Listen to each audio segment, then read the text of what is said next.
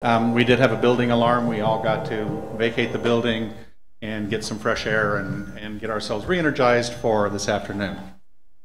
In addition, our first speaker is not feeling well and so has had to return to the hotel. So we will skip to our second presentation on the Pacific Research Platform. I want to remind everybody that since this is webcast, if you have questions, there's a microphone up here, and these are very lively microphones. So I'm going to introduce Larry Smarr, founding director of Calit2. He holds the Harry E. Gruber Professorship in the Department of Computer Science and Engineering in UCSD's Jacobs School of Engineering. Larry was founding director of the National Center for Supercomputing Applications, where he helped drive major developments in the planetary information infrastructure, the internet, the web, scientific visualization, virtual reality, laboratories, and global telepresence. Through his leadership of Calit2, as with his previous positions, Larry continues to drive major developments in information infrastructure. So with that, I'd like to present Larry Smarr.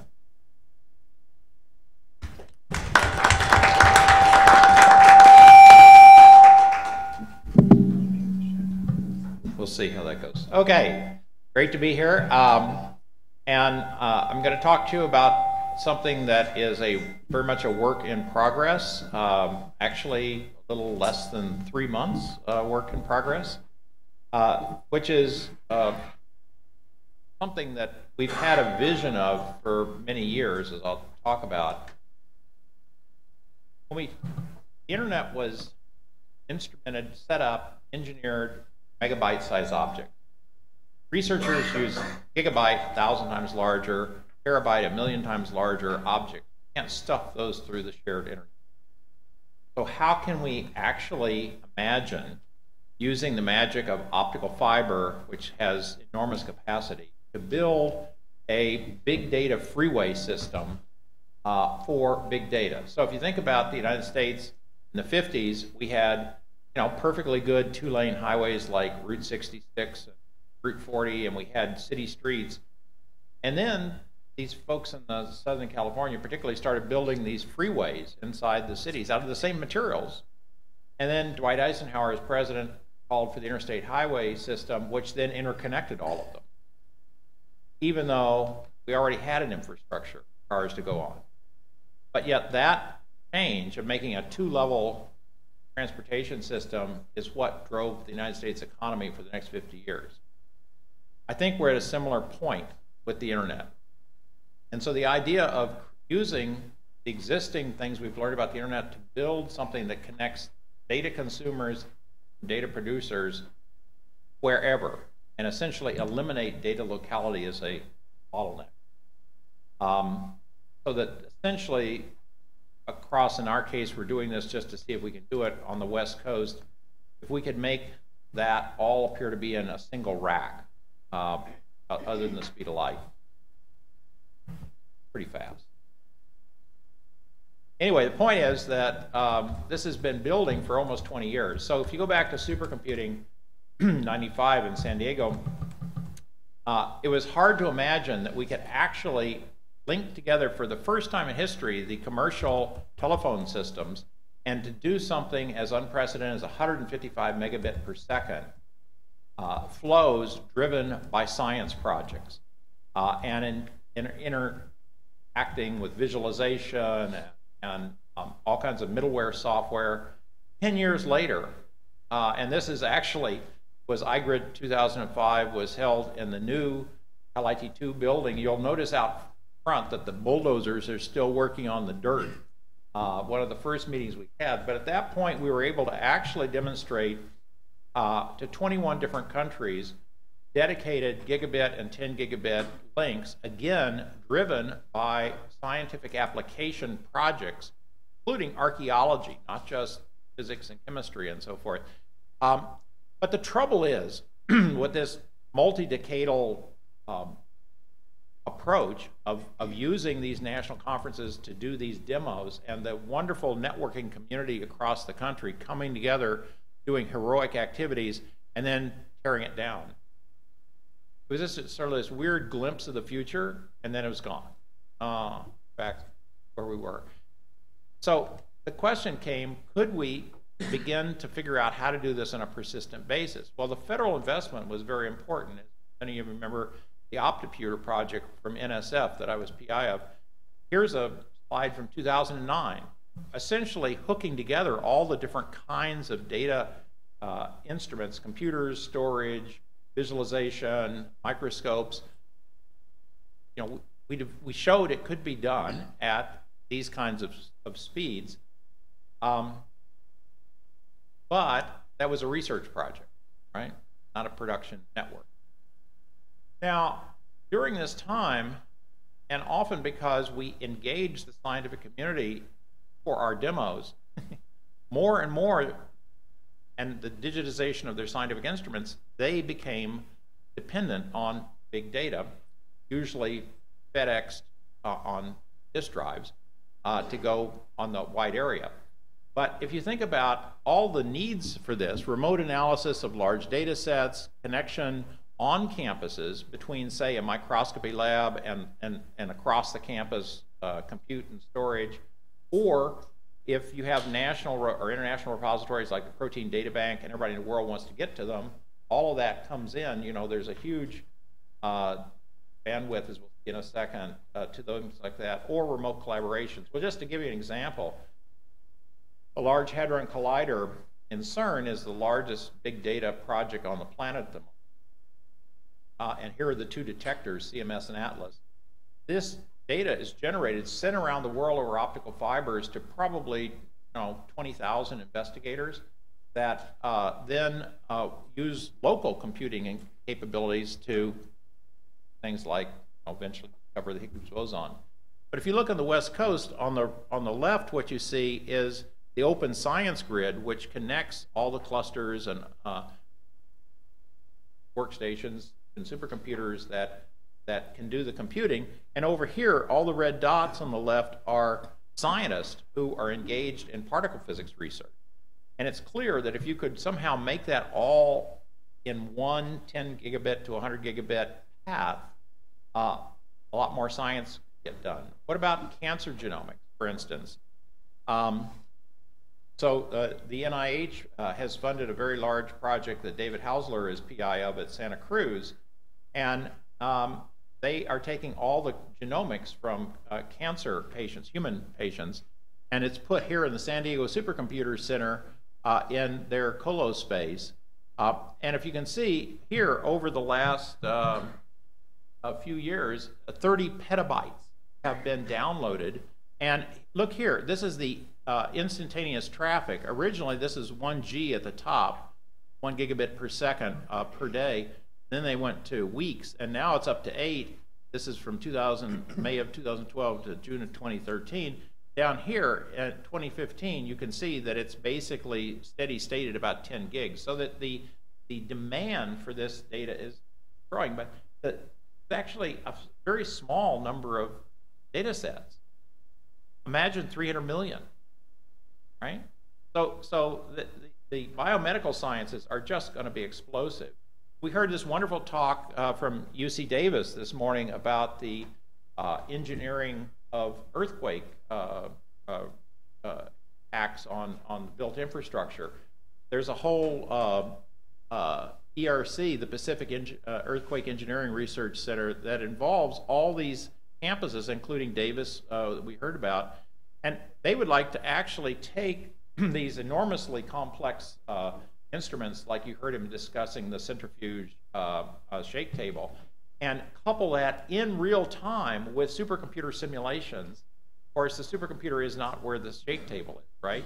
So again, this ability to take massive amounts of data being generated in real time and couple it into simulations, you're going to see more and more. That's the way we live in the virtual world.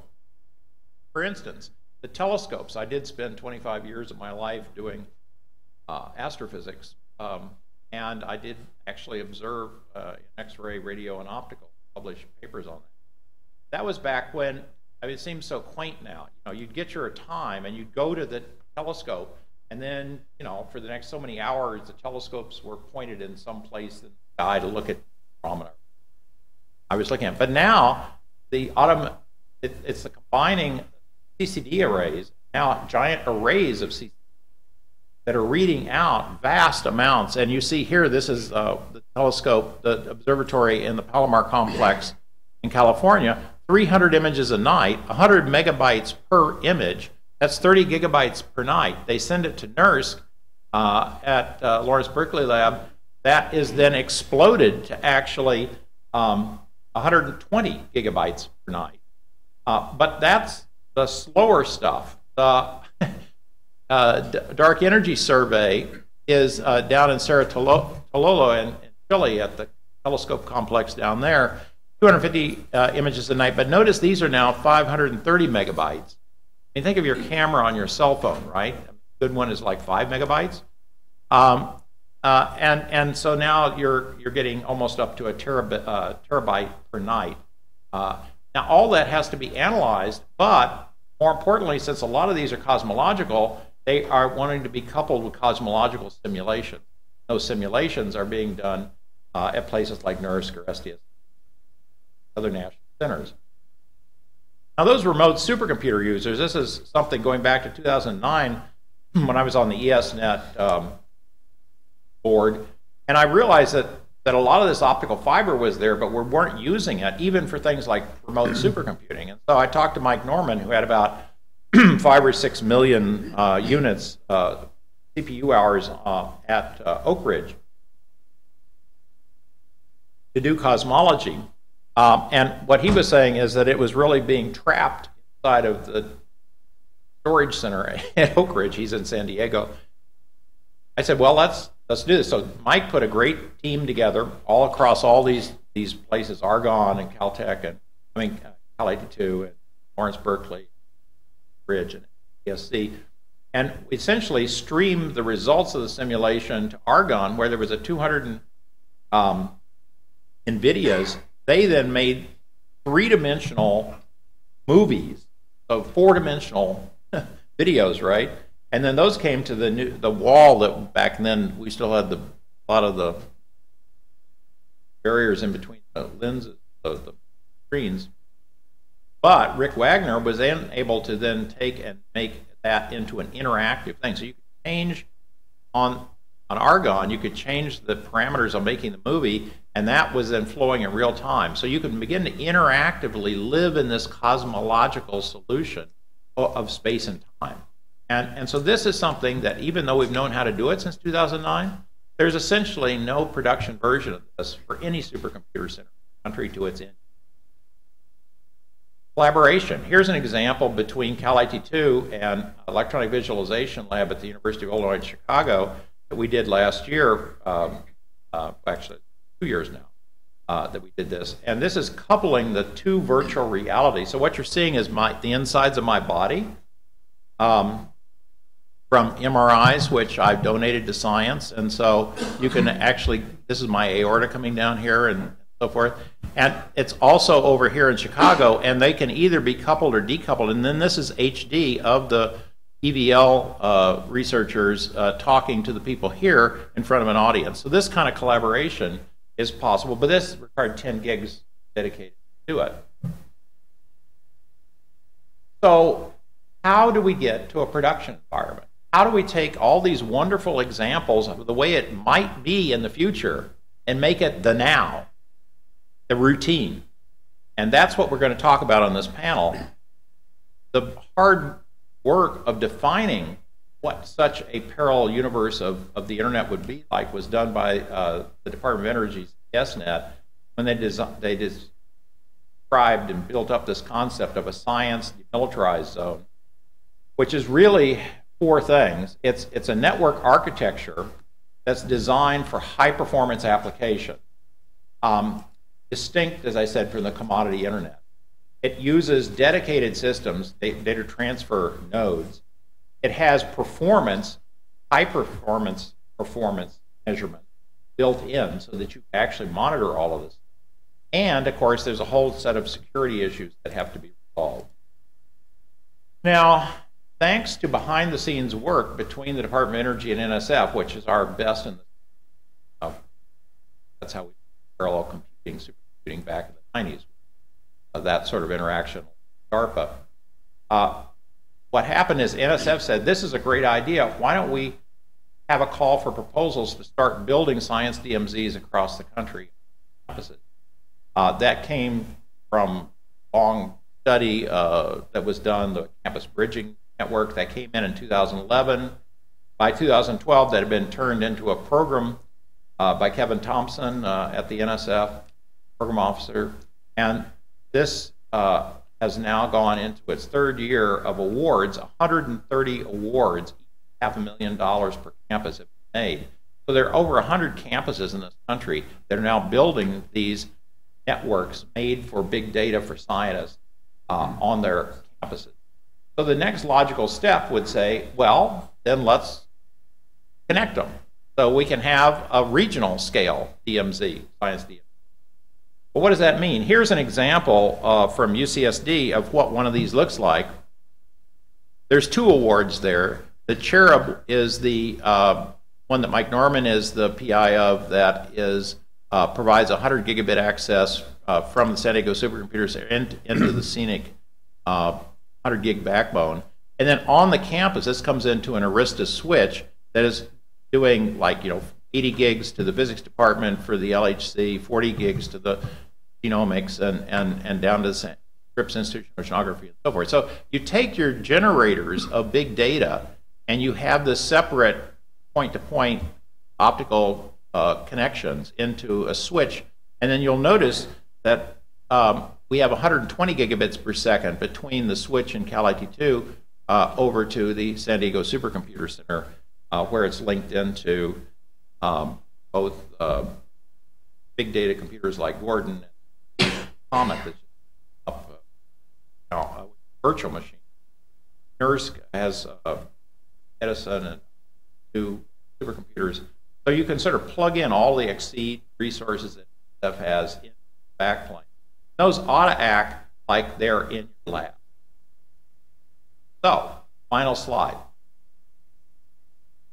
A series of discussions, 14, with a variety of the stakeholders, the CIOs of all the CENIC in its annual summer retreat, culminating in a meeting at in December. The question is, could we do something really audacious? Could we do something big? That is, like, let's just take the whole West Coast states, of which there are a whole bunch of these, and let's interconnect them. And some of the campuses actually were doing their science DMZs without having to get these grants. Well, the fact that the science DMZs in the way Esnet designed science to be scalable and incrementally deployable and to easily incorporate things like 100 gig Ethernet, that plus the fact that a lot of these campuses now had them, although within each campus they had figured out technically how to make a science DMZ for their campus, but not talking to the next campus or the next campus. So we have, like on the West Coast, I don't know, 15 different examples that are technically science DMZs, but what does it take to actually make it interoperable? Well, fortunately, we have CENIC and Pacific Wave, which on their own have been upgrading to now 100 gig backbone. And so that's the natural backplane. And so what you see here, final slide actually, is each of these is a university or a national lab. So UC San Francisco, Merced, Santa Barbara, Riverside, Irvine, and Santa Cruz, Stanford, Caltech, USC, and so forth. All of these interconnected by the CalRen HPR, so that essentially from any point on the campus to any point on another campus, you can establish this 10 to 100 gig dedicated path.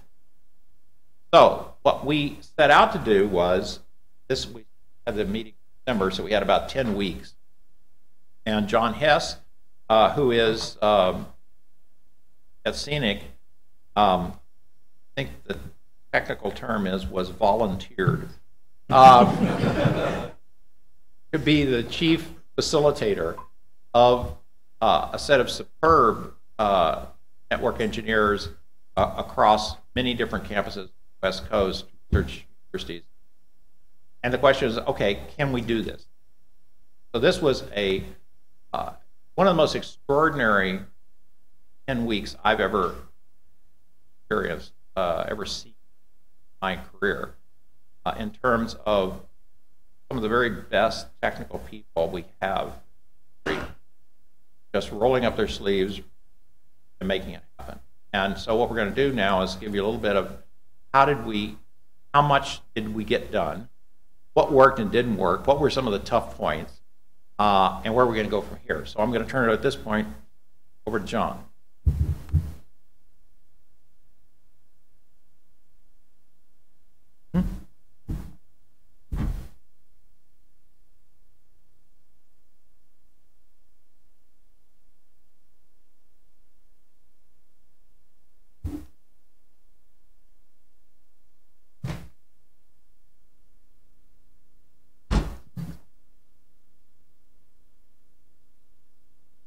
So first off, a long list of options that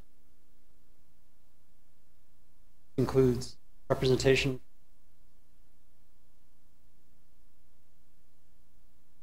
San Diego State University, SDSC,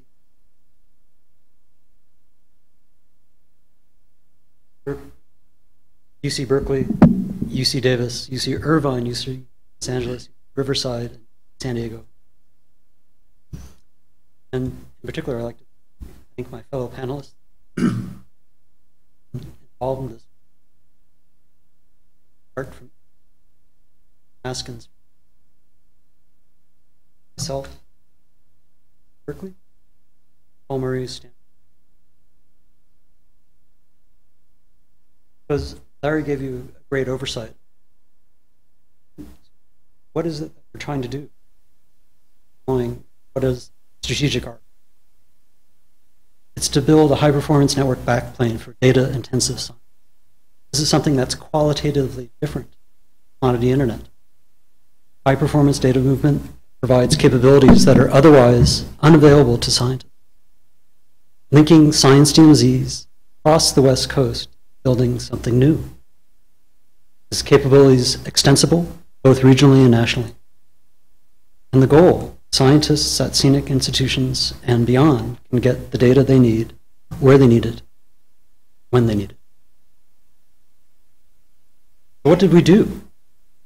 We concentrated on the regional aspects of the problem. There are lots of parts that research data movement problem. This experiment looked at mainly the intercampus piece. And if this looks a little rough, as Larry mentioned, this all happened in about 10 weeks of work.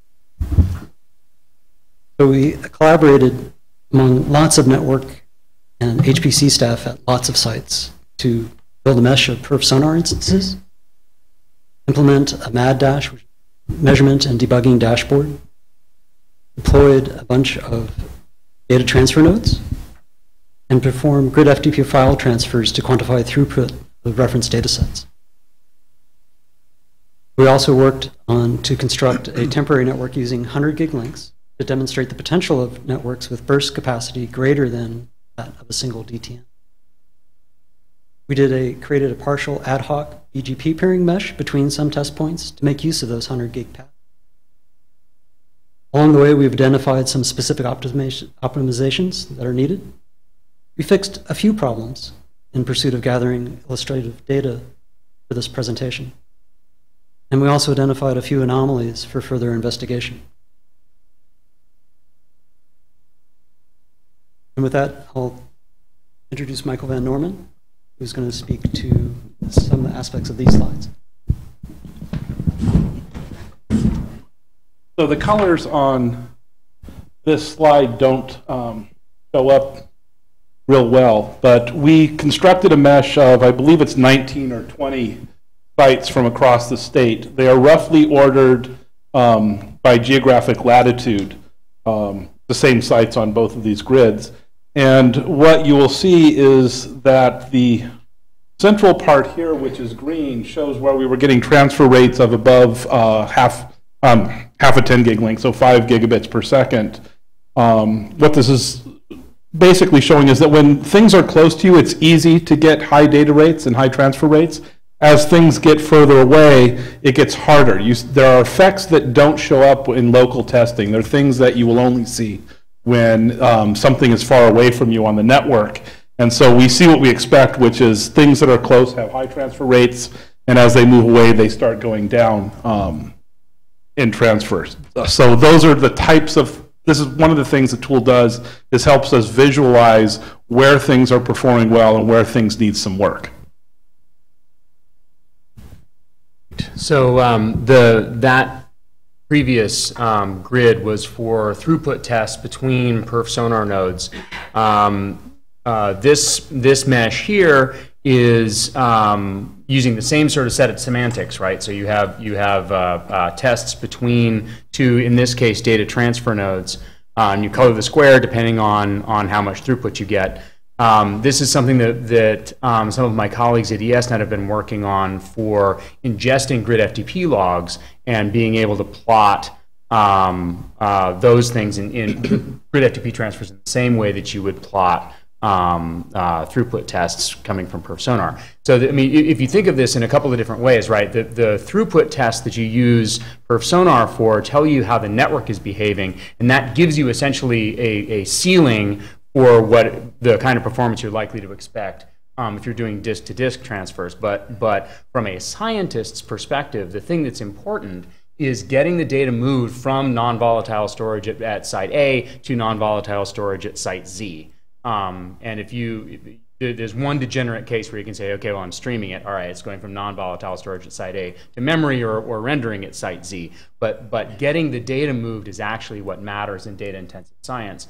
And what all of us here are involved with is trying to remove the barriers of geography from that effort. And so the ability to plot what you see in doing what you would expect a scientist to actually do is a useful way of understanding what the infrastructure is capable of. So as we just alluded to on the matrix of squares, you would see different colors. And when you actually click inside one of the little boxes, you would actually see this great and wonderful information. What we found as we were going through and setting this up was that we would get some unexpected results from day to day. And when we started to examine the actual data, we would see that essentially we would get these very interesting drop-offs. And this is actually what we really want the tool for, is to basically explore these kinds of tools.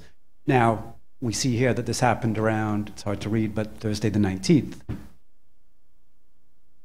And we were able to correlate that with another data point between two other sites where we actually see something that happened on Thursday the 19th.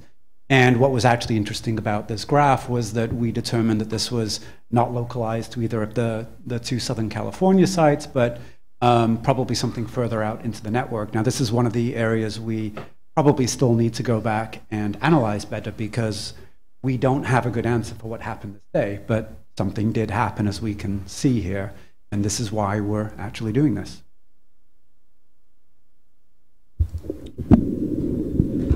This slide, noisy though it may be, illustrates a place where something changed and we do know what caused it. On the left there, we see that transfers between UCSC and one of the nodes in Washington was perking along at about 5 gigs. Here on the 20th, something changed, and bidirectionally our transfer rates went up to nearly full 10 gig. What changed was we established hearing at 100 gig clean path between UCSC and University of Washington. So in that case, the graph shows what we were hoping would happen.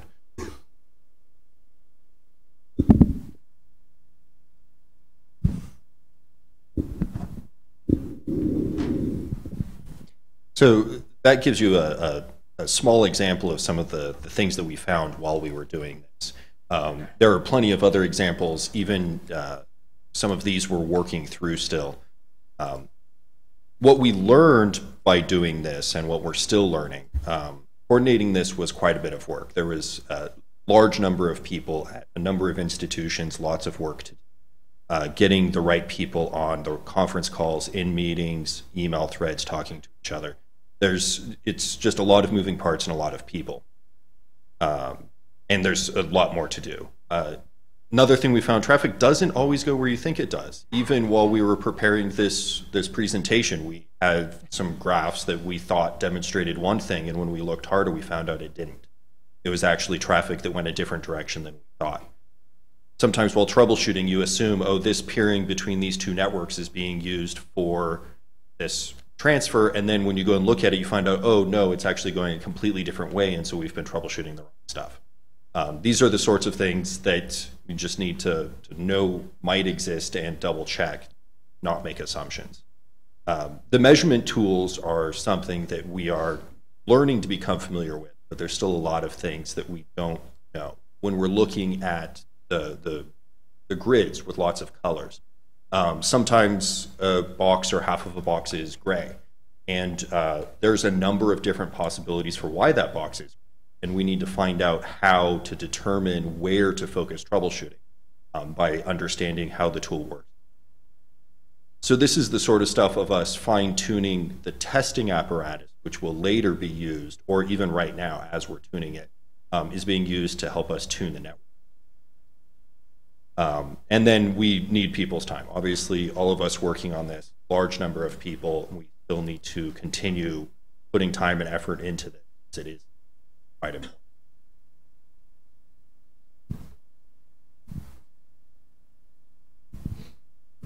So in terms of what we see as our next steps, the network that we brought up for a lot of the testing, in particular GridFTP, was a temporary network to bring up 100 gig connectivity because we don't yet have 100 gig on HPR. That's still a work in progress. So one of the next steps is to move from this temporary network to a real production network using 100 gig on HPR so that we can turn these things into real facilities that scientists can use and involve that into a persistent infrastructure. We also need to enhance the testing apparatus and measurement apparatus that we have so we can quickly figure out where problems are and address them a proactive way so we're not waiting for researchers to complain about transfers before we actually get the problem identified and solved. And last is, once we make this real, is reaching out to the scientific community so that they know how to use this, putting tool sets in place so they can use it easily, so that they don't have to worry about the mechanics of doing a network transfer. They can worry about their science.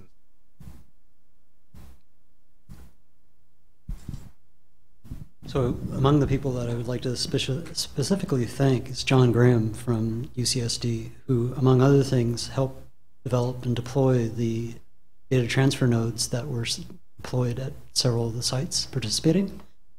Among the things that John helped with is taking a movie of 4K video of the dashboard as it evolved over many hours. So fortunately, John himself was not involved in watching the screen over this entire duration. So we'd be happy to take your questions.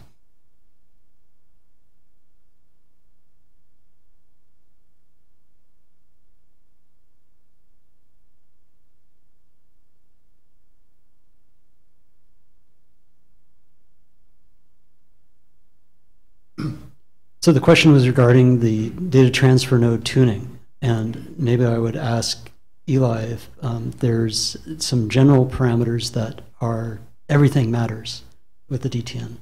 Right. So yeah.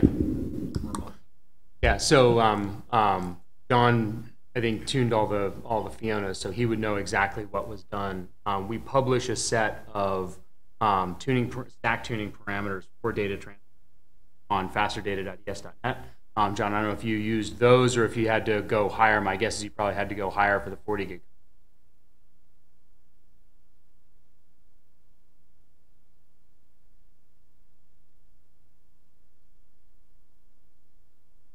So all the machines were normalized to one common set of tuning criteria after that criteria was developed. And I guess that gets to one other thing, which is uniformity is good. Reduction in number of variables is good, especially when you're trying to get a lot done in short.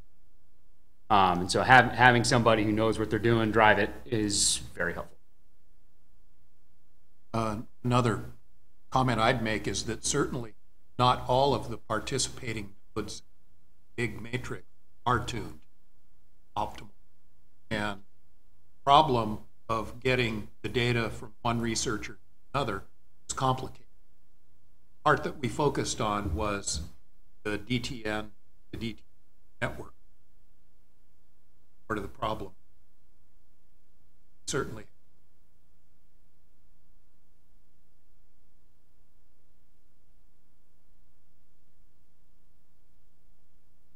That was one of our earlier slides. I mean, one of the is the in that among the things that we're looking forward is moving off of this temporary network that we created to mitigate congested paths. I think one of the things that is easy to see is that you got to have people that understand how to use these tools, and there's room for development in tools to make them visualization of the problems easier to see. Sure. We don't expect researchers to have to learn to use tools that are going to help them. Yeah, I think as far as what next, part of it is even just what we've been showing. It's actually what we're doing. We're in the middle. So what next is continuing doing what we're doing. Fine-tuning the testing apparatus, getting it so that we're not troubleshooting it, but instead troubleshooting the network, then finding the problems in the network. We're certain that there are some problems out there. There's no such thing as a perfect network. So finding those problems, then fixing them. And at the same time, in parallel, getting data transfers to occur, getting tools into the hands of researchers, and getting to the point where the data mobility is something that we can do, where data locality is not. I think. Go ahead. Or I'll go. So I just wanted to say that having a baseline is extremely important for that. And part of creating this MaDDash, we showed that there were a lot of variables that moved all the time. So as network engineers, we want to understand what it should take for a file to transfer from, say, LA.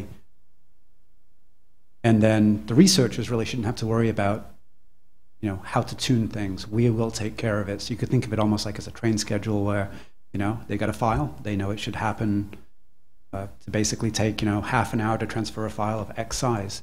We take away all the guessing from what they do, and tools like this will help us maintain sort of an expected network performance level. And one thing that we've been able to demonstrate is that it's feasible to think about being able to do this. We can make transfers happen by an order of magnitude more than some of our researchers have come to expect of us.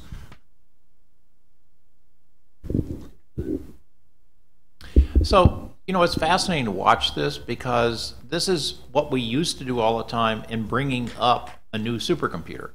So when the Thinking Machine CM5 arrived at NCSA in the 90s, people said, nobody can write a code that can run 512-way parallel, you know?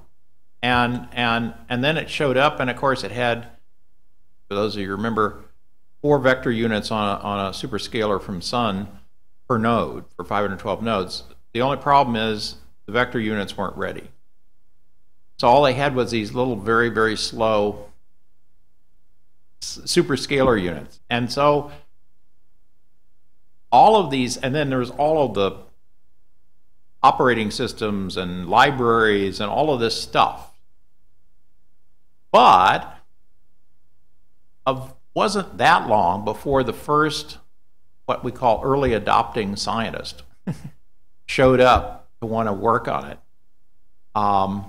And we're in that stage in between just getting the thing to execute reliably and getting the first scientist on it. A year later, it had become the most popular computer NCSA ever had, and everybody was trying to get on it. And I think that's what you're going to see here. And it's I think the fun thing is to actually get a glimpse into this early a stage where essentially we're still trying to bring up the system. But the cool thing is you can't do this theoretically. If you don't have a system on the size of a subnational amount of space like the West Coast and interconnecting all these universities who have essentially, it's like Darwin's Galapagos Islands, you know, with the finches, each with a different bill. They kind of evolved that way because of the separation, and that's what each campus is like. And now you're trying to unify them all together into one easy-to-use system. I mean, after all, it should be pretty straightforward to just get your file from point A to point B, you'd think, fast. And so the idea is simple, but as you can see, we've got some of the best technical people in the country, and it's been tough to bring it up. That's why this just never happened. That's why it was always a heroic effort at supercomputing or SIGGRAPH or iGrid or whatever, and it only lasted 3 days because then everybody was exhausted and you know, had to take it down. So now trying to make this thing permanent is a huge engineering task, but it is underway. Other questions?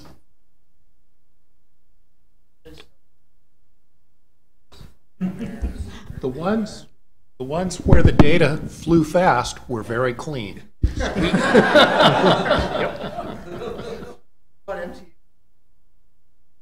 9K.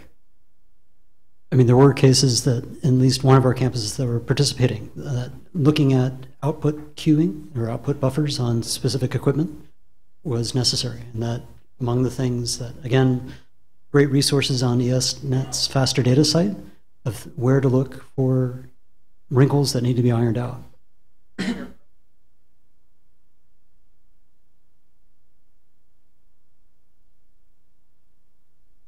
Correct. In one case, there was an N switch, I believe at UC Davis, where there was a 40 gig sender attempting to send to a 10 gig connected host.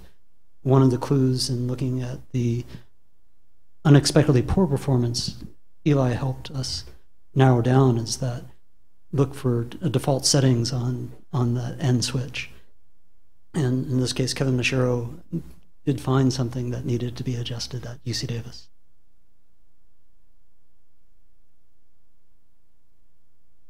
Any other questions? Thank you.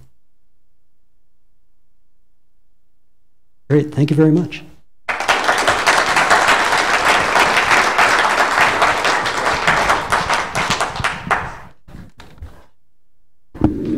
So thank you to the presenters, and don't forget, check out fasterdata.es.net for some really great information, and get all your hosts moving data at the speed of light here.